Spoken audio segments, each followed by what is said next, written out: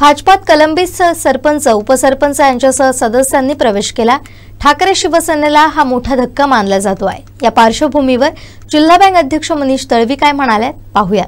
आज या ठिकाणी सरपंच, उपसरपंच, ग्रामपंचायत सदस्य यांनी पक्षात प्रवेश केलाय। आज त्यांचं स्वागत करण्यासाठी आम्ही सगळी मंडळी इथे एकत्र आलो।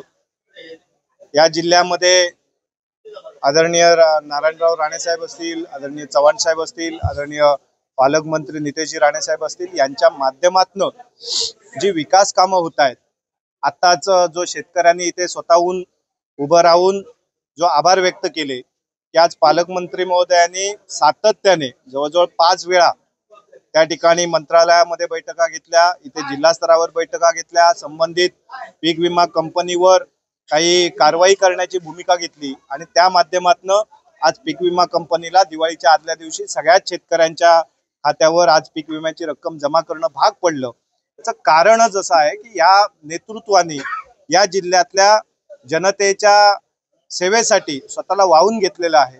आम्ही सगळे कार्यकर्ते त्यांच्या नेतृत्वाखाली काम करतो आणि म्हणून आज जनतेलाही असं वाटतं की आपण भारतीय जनता पार्टी बरोबर राहिलं पाहिजे, भारतीय जनता पार्टीच्या कार्यकर्त्यांना, तिथल्या नेतृत्वाला आशीर्वाद दिला पाहिजे आणि म्हणून आज या ठिकाणी मोठ्या प्रमाणावर हे पक्ष प्रवेश होत आहे।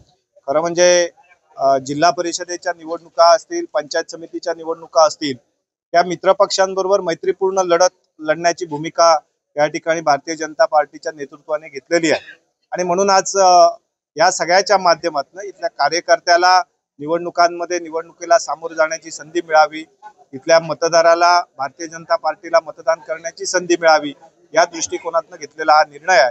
म्हणून आम्हाला खात्री आहे की सुरुवात खूप चांगली या निवडणुकीच्या आपल्याला या जिल्ह्यामध्ये पाहायला मिळते आहे आणि या निवडणुकीच्या माध्यमातून येणारे जे काही निकाल असतील, ते निकाल 100% भारतीय जनता पार्टीच्याच बाजूने आपल्याला पाहायला मिळते।